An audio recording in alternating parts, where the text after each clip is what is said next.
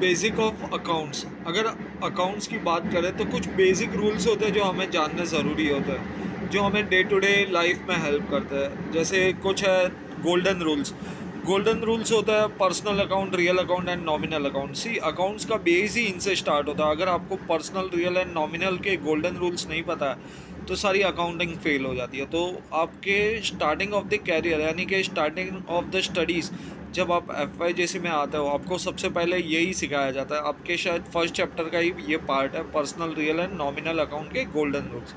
ठीक है। अब इनके अंदर कौन कौन सी आइटम्स कवर होती है वो चैप्टर में दिए हुआ है, बट मैं आपके लिए रूल्स एक बार फिर से बता देता हूँ। पर्सनल अकाउंट का गोल्डन रूल्स है debit the receiver, credit the giver. Debit the receiver, जो रिसीव कर रहा है उसे आपको डेबिट करना है, जो पे कर रहा है, जो गिवर है उसको क्रेडिट करना है। सो पर्सनल अकाउंट का गोल्डन रूल्स होता है debit the receiver, credit the giver. Real account का गोल्डन रूल्स है debit what comes in, credit what goes out. जो अंदर आ रहा है, जैसे सपोज एक दरवाज़ा है, दरवाजे के अंदर कोई चीज़ आई तो वो आपके खुद की हो गई, और दरवाजे के बाहर गई इट मीन्स वो किसी और की हो गई। So debit what comes in, जो आ रहा है उसे आपको डेबिट करना है, जो जा रहा है उसे आपको क्रेडिट करना है। Debit what comes in, credit what goes out, ये रियल अकाउंट का रूल्स है। एंड नॉमिनल अकाउंट का रूल्स है debit all expenses and losses. अब जितने भी एक्सपेंसेस करते हो, जितने भी लॉसेस होते हैं, वो सारे डेबिट होंगे अगर वो नॉमिनल नेचर के है तो। नॉमिनल नेचर का रूल्स है debit all expenses and losses, credit all income gains and profit. अगर आपका प्रॉफिट होता है, अगर इनकम होती है, या आपका ऑल इनकम गेन्स, गेन्स होता है तो भी ये सारे चीज़ें आपके क्रेडिट होगी। अगर इनकम है, प्रॉफिट है, गेन है तो क्रेडिट होगा। अगर लॉस है या एक्सपेंस एक्सपेंस कोई किया है, बैर किया है, तो वो हो जाएगा डेबिट। इसीलिए नॉमिनल का गोल्डन रूल्स क्या कहता है, debit all expenses and losses, credit all income and gain. फिर से एक बार मैं गोल्डन रूल्स बता देता हूँ। Personal, debit the receiver, credit the giver. Real, debit what comes in, credit what goes out. Nominal, debit all expenses and losses, credit all income and gain. तो ये हो गए गोल्डन रूल्स, ये आपको accounting में हेल्प करेंगे। दूसरा होता है कुछ टर्म्स को जानना, जैसे what is debtors, what is creditors. तो डेटर्स वो होता है जिनको आपने उधार पे माल बेचा है, जिनसे आज नहीं तो कल आपको पैसे वापस आने वाले हैं, जिनसे आपको पैसे मिलने वाले हैं, है ना। शॉर्ट पीरियड में आपको पैसे मिलने वाला है, इसीलिए डेटर्स करंट एसेट्स का पार्ट होता है। ये फिक्स एसेट का पार्ट नहीं होता, क्योंकि ये may be 15 days, 20 days, 30 days, 60 days में इसका पेमेंट आ जाता है। So with in a year इसका पेमेंट आ जाता है, इसीलिए हम इसे डेटर्स में लेते हैं। जिनसे आपको पैसे आने वाले हैं वो होते हैं आपके डेटर्स, और जिनको आपको पैसा देना है वो होते हैं आपके क्रेडिटर्स। अगर आपने कोई गुड्स परचेज किया है क्रेडिट पे, तो आज नहीं तो कल आपको उसे पैसा देना है, तो ये हो जाएंगे क्रेडिटर्स। ठीक है, वो भी करंट लायबिलिटी का पार्ट होगा, ना कि फिक्स लायबिलिटी, क्योंकि ये शॉर्ट पीरियड में ही आपको उसे पेमेंट रिलीज करना होगा, तो वो हो जाएंगे क्रेडिटर्स। सो डेटर्स वो होते हैं जिनसे आपको पैसा आना है, क्रेडिटर्स वो होते हैं जिनको आपको पैसा देना है। नाउ बैलेंस शीट की बात करें तो उसमें एक साइड असेट्स होता है एंड दूसरी साइड लायबिलिटीज़ होती है। तो असेट साइड में हमने जनरली देखा है fix assets and current assets का बड़ा रोल होता है। तो फिक्स असेट्स में जितने भी आइटम्स होती है वो सारी एक साल से ज़्यादा बेनिफिट देने वाली आइटम होती है, तो उनको हम फिक्स असेट्स में लेते हैं। जिसका बेनिफिट हम एक साल से ज़्यादा लेते हैं वो सारे फिक्स असेट्स है।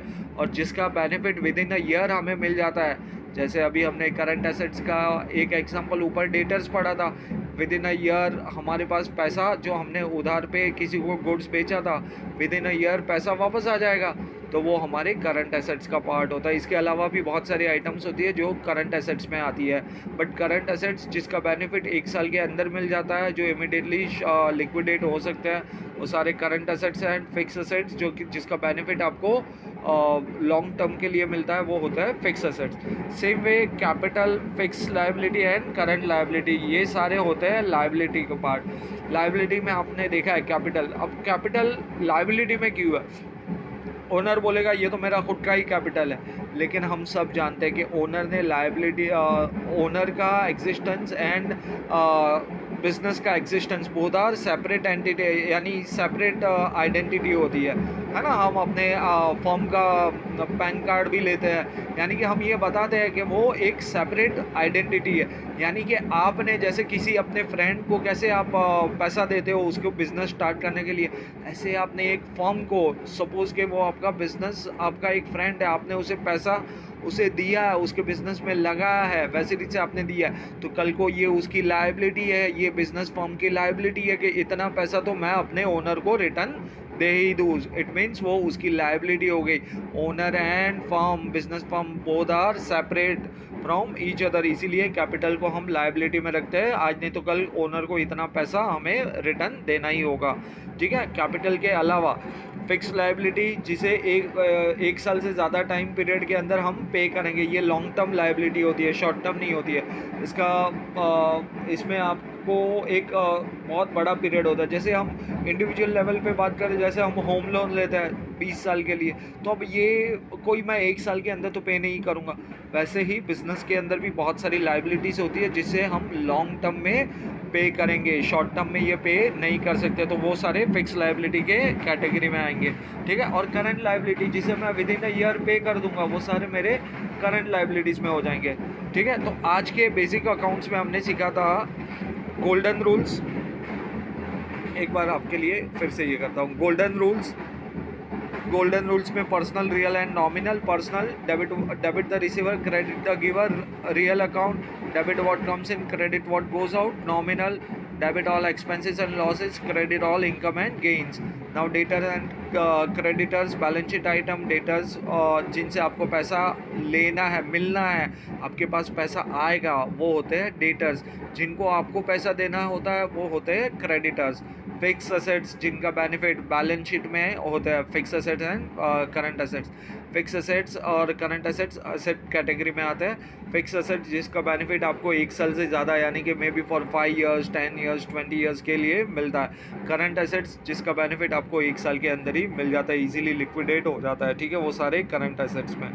एंड लायबिलिटी साइड अगर मैं बात करूँ तो capital, fix liability and current liability. Capital जिसमें ओनर का पैसा लगा होता है वो सारा कैपिटल्स में आता है। अगर ओनर कोई पैसा उठाता है तो वो ड्राइंग्स कैटेगरी में आता है, ठीक है, वो कैपिटल में से लेस हो जाता है। फिक्स लायबिलिटी जिसका 1 साल से ज़्यादा टाइम पीरियड होता है, जिसे वो लॉन्ग टर्म पीरियड में रीपे करता है, थोड़ा थोड़ा करके रीपे करता है। एंड करंट लायबिलिटी जिसे विद इन अ ईयर या may be in a 15 days, 30 days, month, 2 month, 3 month, 6 month में पे कर देता है। विद इन अ ईयर जो पे करते हैं वो करंट लायबिलिटी में आ जाता है। तो इतना आज के लिए इनफ है। जिसे भी ये नॉलेज अगर यूज़फुल लगता है वो मेरी चैनल को सब्सक्राइब कर सकता है, ठीक है। ये था basic of accounts. Thank you.